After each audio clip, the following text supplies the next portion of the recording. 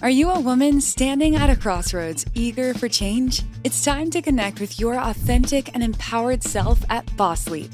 Join Dr. Sylvia Morris and Dr. Angela Walker in this empowering community where real-life stories of courageous and talented women inspire and motivate. Engage in honest conversations that foster well-being, drawing from our own journeys.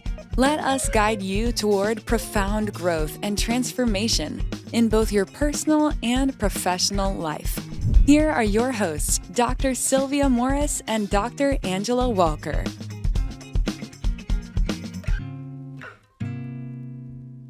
Welcome to Boss Leap. I'm Dr. Sylvia Morris, and I'm with my co-host. And I am Dr. Angela Walker. And we are Boss Leap. Today, I'm so excited. We are going to have an in-depth, behind-the-scenes conversation with Dr. Angela Walker.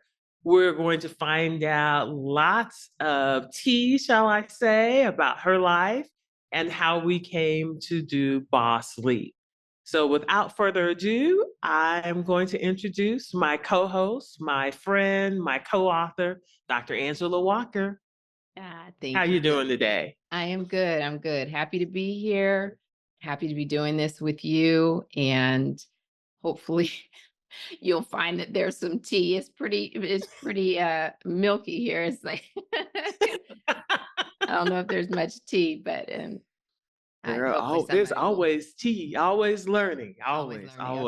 Okay. So let's start way back, as they say in the song. We're gonna go way back. Tell me about where you were born and where did you grow up? I was born in Washington, D.C. and my Wait a minute, did I not know that? You probably didn't because I didn't spend any time there. Okay. I was born there and my dad was in the military. And so we went. Air Force? Air Force. Okay. He was the Air Force. So we were in Japan when I was a baby, and then came back to the States and from probably age 3 to 7 in California, Northern California, and then settled in Dallas, Texas at age 7 and pretty much stayed there through high school. And tell me, was your mom a Texan? How did your parents end up being in Dallas? My mother has not embraced Texas until probably the last 10 or 15 years. She always talked about the South, the South, the South. She grew up in South Carolina. My mom grew up in South Carolina, Newberry, South Carolina. And my dad grew up in Reading, Pennsylvania. So they're both East Coasters. Mm-hmm. And so, yeah, Texas just happened to be, my dad really, I think I wanted to be a career military man. And back in the mid-70s, they downsized and he was in the reserve, Air Force Reserve, and at a base in Dallas. And so that's how we got there. He had a sister that lived there. And that was, I guess, one of the places that was definitely different than California in terms of affordability at that time. So I think that was part of how they ended up in Texas. So I think my dad was very happy to be there. My mom, on the other hand, it was a big change for her. Absolutely, because it is either you're a Texan or not. Mm-hmm. So it's interesting to kind of hear how you all ended up there. I wondered about that. Yes. So what did you want to be when you grew up? So I think we have similar stories. I'll let you share yours, but from the time that I remember wanting to do anything, or when someone asked, what do you want to be when you grow up? It was a doctor. And the only thing that I can recollect is possibly in kindergarten, I went to a little, Montessori school. I can see my teacher and probably talking about careers, and the doctor sounded fascinating. I've always liked science. I like, actually, I've never really talked about this. I actually thought about being a veterinarian because I love animals. Oh, cash and carry. People pay for their dogs, cats, birds. Sorry, fish. Yeah, I didn't know that then. And actually, when we were teenagers, it was definitely not a career that you, quote unquote, made money from, at least those people that I knew. And so at any rate, medicine stuck. And that was I didn't really have anyone growing up in my formative years that I knew were in medicine. My dad was one of 10 Oh, siblings. I had wow. a lot of aunts that were nurses, but I didn't grow up Mhm. around them. So I really didn't have any direct contact, but I did know that, it was possible. Then after I got out of college, I became closer to I had two cousins that were physicians by then. So Definitely. So was there a teacher, you mentioned you were at Montessori school, a teacher in high school or even in college that really had a strong influence on you or your thoughts of going into medicine? You have a favorite teacher? it's sad to say, I don't remember anyone in particular that had a direct impact to my career in medicine. I will say I remember in probably about fifth or sixth grade, I think the reason why I remember this teacher is she was very, very kind. Not that I didn't have good teachers, because I feel like I had really good teachers growing up, but Joyce Smith was her name. She was Hmm. my reading teacher, and she was the Black female. And other than I had a Black female coach at that time. Other than that, weren't any other Black educators until I got to high school. So I wish I could tell you why she had such a great impact. I think just because she was so kind and encouraging, but it And wasn't, I don't, representation matters too. absolutely, Mhm. absolutely. And so I did have a love of reading at that time. So that's probably why that made an impact on me. And in college, one of the advisors, the science advisors, the class that I remember was horticulture, which I'm Oh, not, you'd think I know something about yeah. growing plants, but my husband's actually the green thumb. But I just remember him being somebody that believed in me, and from Mm. a very early time, because at the time there was at Texas A&M there was a Mexican American Pre-Med Association. It was called MAPA, MAPA, but that was the only like minority association in science there. What year were you at Texas A&M? 86 to 1990. And there was only MAPA, there was no Black pre-health No, organization? no. So he wanted to create something that would be inclusive, but they wanted to keep the MAPA, and he asked me to lead it. And so we made it the Minority Association of Pre-Health Aggies. And yeah, it was fun. It was, part of the kind of the creation of it, not like an organization didn't exist first, because I think they had a really good base, but it allowed us to include everyone. And I just remember, if I wish that I could remember his name, and maybe this will make me go and investigate, but yeah, that he just believed that I could do this. Like, this is what I want, and I think you could help us to get there. And yeah, we did. So it was a The great rest is organization. history. Mhm, Absolutely. I didn't know mhm. that. I guess I'm surprised that there wasn't also a Black pre-health organization. We'll kind of get to my story at Berkeley because we had a pretty robust one. But I also remember from our many conversations over coffee and wine and other things that in high school you were student body president. Is that correct? I was class president. Okay. I was Class class president. president, still a big class. So tell us about that. And I think also how that prepared you for in med school. You were SNMA chapter president, if I remember correctly. So give us a little background around that. So in high school, my high school career was interesting because, as I mentioned, I had gone to smaller schools, in Montessori school, and then it was a Tyler Street Christian Academy in Dallas. It was a small private school until the eighth grade.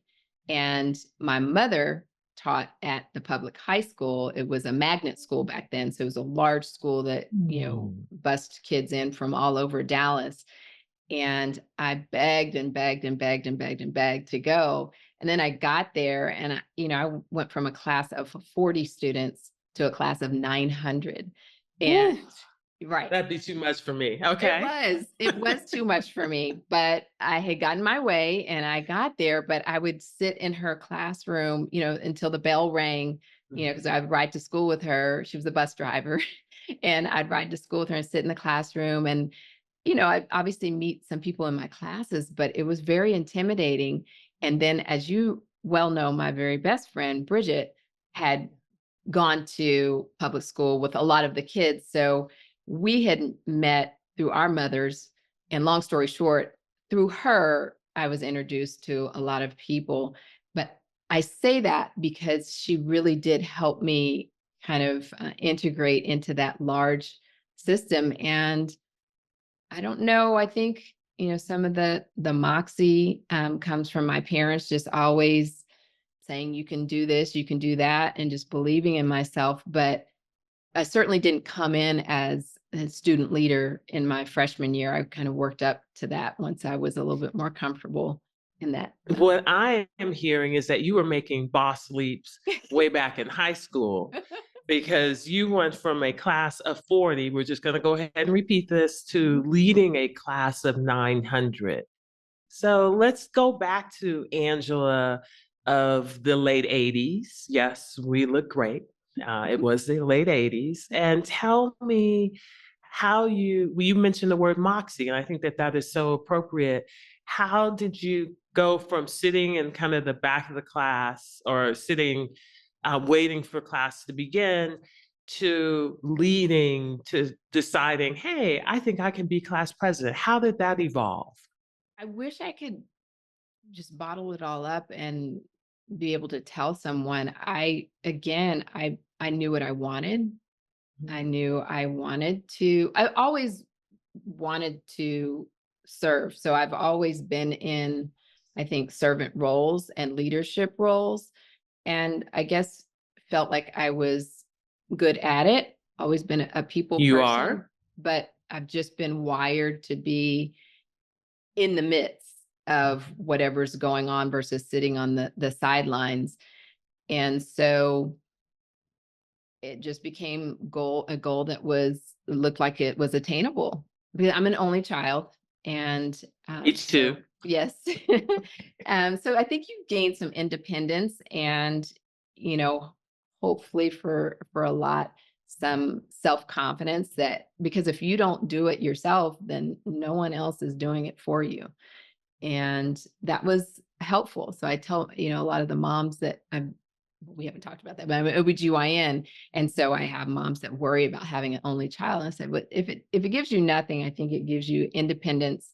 And depending on, who you have behind you, which were my parents, belief that you can do anything. So yeah, I don't know how else to answer it other than that. It was just innate. And not everybody is born to lead, right? There are a lot of people Right. that are very good working below the scenes, or however you term that. You're the wordsmith. But behind the curtain, and they're very Yes. happy in that role. Mhm. And I just tend to be more of the person in front of the curtain.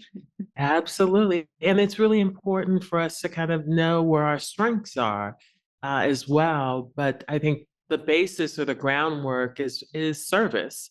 And certainly I've seen that throughout our friendship. So definitely. And that's kind of a perfect segue, because tell me about the work that you do. And I know that this will be an ongoing conversation throughout all of our Boss Leap podcasts, just kind of going behind the curtain on how we have moved from being physicians to doing other things. But at this point in your career, just kind of tell me where you are or what you'd like to kind of share about how you're here. Sure.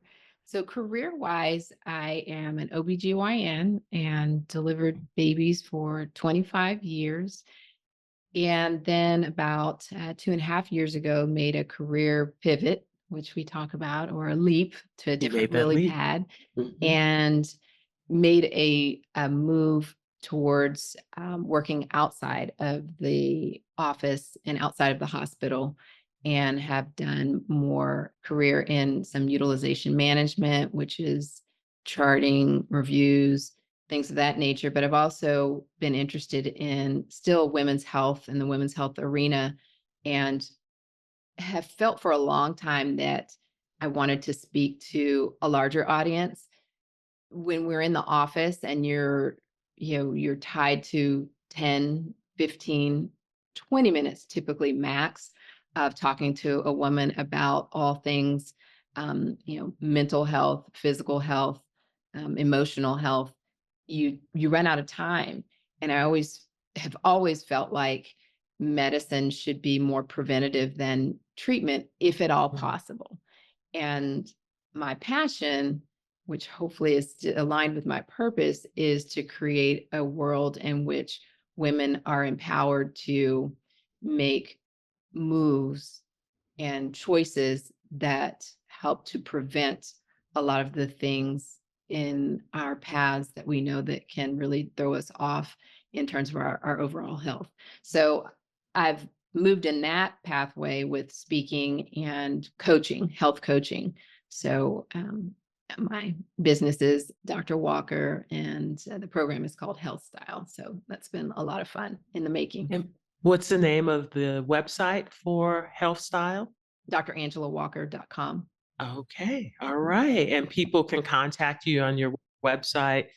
Yes. As far as, okay, awesome. And Yes, it's email. open for physicians, professionals, any woman Any woman, yes. or The person. idea, I mean, my target audience is someone like us, because that's who I can speak to the best, is professional women who are busy and oftentimes have not made themselves the priority in terms of their health and wellness. And we're at a point in life where that becomes really critical. If you don't make changes now, then you are really changing the trajectory of your life. And so, Amen. yeah. So Definitely. So that's a wonderful segue. So talk to me about your self-care routine, it is a work in progress. as we all are. Ah, and I think you brought up the word of being intentional, and I have tried to be very intentional. I start off in the morning with prayer, and it is sometimes a long, sometimes short, but that has always been something that I've done, prayer. And then meditation. You were the first person in my life that mentioned mindset to me. I was like, what are you talking about? Mindset. Mindfulness. Are you practicing mindfulness? I'm like, yeah, I'm thinking. What are you talking about? Um, but again, there are things that we learn in medicine that sometimes are happenstance. It may not be part of your curriculum that you're learning to teach to your patients, but you end up learning it yourself and you pass it along to your patients. And being mindful is one of those things. So doing some yoga and meditation has been helpful. Some of my other things that I love in terms of self-care is my love of the ocean. So whenever I can, to get to the water. Unfortunately, we're kind of not landlocked here, but we're in the Atlanta area. So I'm not as close to the ocean as I'd like to be. So getting on the lake, that has been helpful. I found that, it's definitely not the same, but just being by the water changes my entire being, my spirit, and things that were bothering me before just fall away. So I try to do that as much as possible. And family, being intentional about spending time with family. I've got my two girls. And even though it's moving away from maybe self-care, but again, I think being intentional about the time that I do spend with them, And that is people we helpful to love. me. Yeah. Yes. Having people we love and being intentional about the time and understanding that if we don't necessarily plan for it, then time sort of slips away. Right. Right. So yeah, Yeah. absolutely. And And walking. I didn't mention walking. walking. It used to be running. Mhm. You know me as a runner. It's been more walking lately, as you hurt one thing and then and trying to do actually another part of self-care, because I did have some aches, is doing some physical therapy that was It's needed, magical. but put it off because of work. When do I have time? When do I have time? But we tell our patients that they have to make time. So I had to sit back and listen to some of the advice that I give to patients. But walking is another form of self-care for me. Okay. Exercise. Don't you have a walking partner or who walks you, I would perhaps? not call him a partner. He's more of a walking impediment. You're talking about Sebastian, our bulldog. I love Uh, Sebastian. I love Sebastian. And it really it depends on the day, because there are days where he does want to walk, but unfortunately, if we get too far out on his walk, he sounds like he's going to have a heat stroke, and it. So he can only go so far. So in terms of actually having a meaningful walk that fulfills my exercise requirement, I typically take him, bring him back home, and he can sit and watch television while I take my meaningful walk. So, yes. I think Sebastian would be upset with that answer, but okay. All right. He'd We'll be let you fine. have He would that. tell you she's telling the truth. So tell me about some of the important people in your life. So I was married when I was 23, right out of, well, not right out of Wow, college, about a year and a half out of college. So I married that's my high young. school sweetheart, Carl, and we've been married for 32 years next week. Wow. How does one stay married 32 years? That's probably for a separate That podcast. is a And complete, we that's just about throw that 3 out. or 4 more 5 podcasts altogether. It's hard work. It is. I'll put it like that. It's obviously commitment, hard work, and two people obviously that love each other and want to continue to work at it. So yeah, I'll leave that one for another segment. But Absolutely. the other two people that are immediate that I think of are my girls. So Alexis and Chloe. I've got two grown children, 25 and 22 years old. Cannot believe this. I can't either. I remember when they were Before they born. were, yep, Oof. they were, yeah, eggs. But they're two amazing, talented, thoughtful, the loves of my life. Um, They're I'm pretty not going to cool cry on human a beings. podcast, It's but okay. We can just cry in our first amazing, podcast. amazing kids that I love with my whole heart. So, and my mom, I have an elderly mother. She's 84. You did And not just call your mom elderly on this podcast. Miss B, I didn't have anything to do with that. She didn't mean it.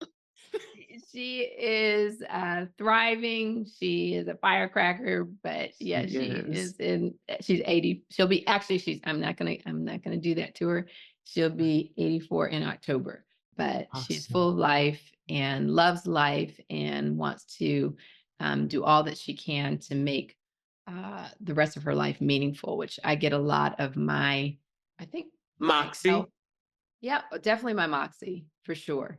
But also my health choices from her. And she's always been that way. I mean, she's always had herbs and, the healthful eating. She'll eat a chili dog from Sonic, but she's also the salads and the vegetables and the greens and and has always been that person. So I think that's where I get a lot of my healthful behavior from, and my, what I've encouraged, my kids as well. Yeah, so that kind of brings us to two more questions. So, first off, what advice do you give your patients that you would wish you could further implement sort of in your life? So there's stuff that we say to patients all the time, and I intend to do it, but I don't always do it. So is there something that you'd like to share with us? Probably a couple of things. Number one, in terms of that, intentionality, we keep bringing that up, but writing things down. So if there are things that you want to eat, if there is an exercise regimen that you want to follow, write it down, plan for it. Because if you say, I'm going to exercise, I'm going to start exercising next week, but you haven't put it on that Wednesday, Friday, Sunday schedule in your day planner, which is what I use. We're old school. With the Put on your different color calendar. pens and the highlighters. I love that. If you haven't put it on your calendar, Sunday rolls around and you haven't done the other days. Life is just busy. It is what it is. So being intentional about what you want to do. Number two is making sure other people in your life know what you're doing. And I've learned that because, my Tell me husband, more about that. everybody has their desires of what they want to do. And, my husband has plans and things that he wants to do. And what I have found in our relationship, if I haven't said this, I'm taping Boss Leap today, then he already has other things that he wanted to do. And maybe it was things we wanted to do together. And then he's disappointed because he didn't know what I wanted to do. But also, if I am up late the night before and I've said, this is what I'm doing tomorrow. Hey, didn't you say you were going to be, doing such and such? And so it becomes somebody that's holding you accountable as well. But more importantly, you are announcing to people that this is time that I am taking for myself. And I want you to respect the things that I'm doing for myself. So it's setting boundaries, but also We know that's important. Yes. Yeah, I guess the third thing along those lines is reminding, because I take care of women, that you must take care of yourself first. And that's such, kind of antithesis of what we learn in so many parts in medicine. Grew up in the church. If you grew up, just as, Just as women women in in the general, United right? Yeah, we Is take care of your all the other people. We forget to put our oxygen mask on first and then put on the oxygen mask for the other person. Right. And so trying to encourage women to do that in terms of their life makes a difference in their health. So doing the things for you first, and then you can help, the others in your life. And oftentimes, particularly as a mother of daughters, what you learn is they see what you do. And so if you are someone that was not exercising, but all of a sudden you're taking the time to do your walks and do your exercise, they see what you do. If you are somebody that's always, stopping at the fast food restaurant, but now are starting to do some meal planning, meal preps, and you're, prioritizing healthful eating, they see what you do. But more importantly, we have to do it for ourselves first, right? But it does affect the other people in our lives. So making sure that we take the time to do those things for ourselves. Yeah, Did I answer your absolutely. question? Yeah, no, yes, you did beautifully. And finally, if you could talk to the younger version of yourself, let's say high school senior Angela, what would you say? Slow down. Take the time to learn about yourself.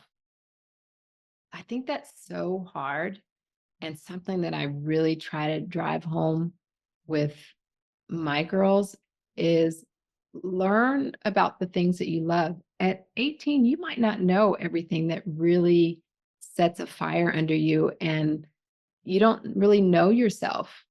Obviously I'm now 55. I don't necessarily, we're always a work in progress. We're always evolving. Hopefully, if we are growing, hopefully we are evolving and making, good changes in our life. But I think knowing that at 18, I didn't know that. I just thought I know that I want to be a doctor and these are the steps that I have to take to become a doctor. But to give yourself grace, learn to listen to what feels right inside. So when you are hearing things or accepting things that don't feel right, it's okay to challenge that.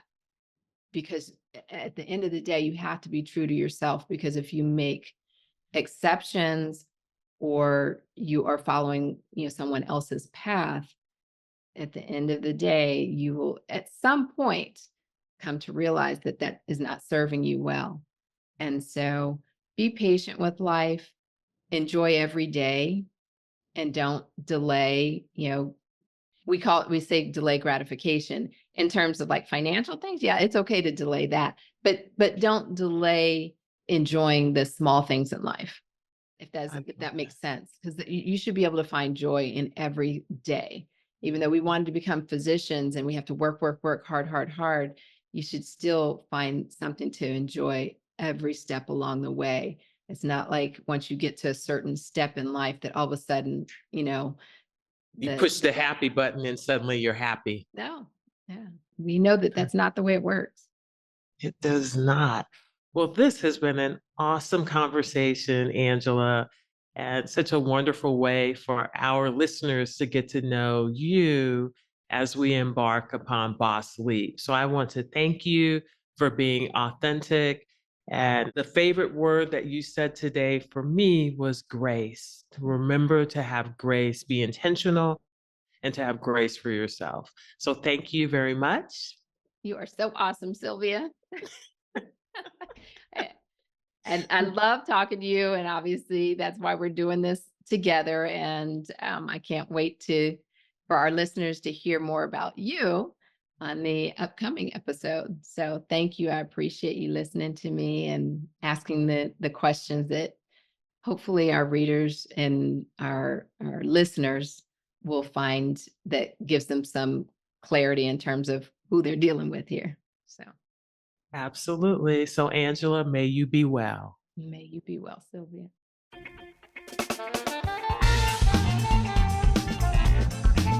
That's a wrap on another episode of Boss Leap. May this conversation enlighten your path toward personal growth and professional empowerment. For more thought-provoking and eye-opening discussions like this one, head to our website at bossleappodcast.com. Always remember to celebrate your wins and trust yourself. A positive mindset can push you out of your comfort zone and into far greater heights. Until next time, may you be well. Before we go, there's one more thing the lawyers have asked us to include. It's the legal language, and you know how doctors love lawyers. This podcast is presented only for educational and entertainment purposes. Although we are doctors, on this show, we are just your friends. This podcast is not intended as a substitute for the advice of your physician, professional coach, psychotherapist, or other qualified professionals. Understood? Awesome. We'll see you in the next episode.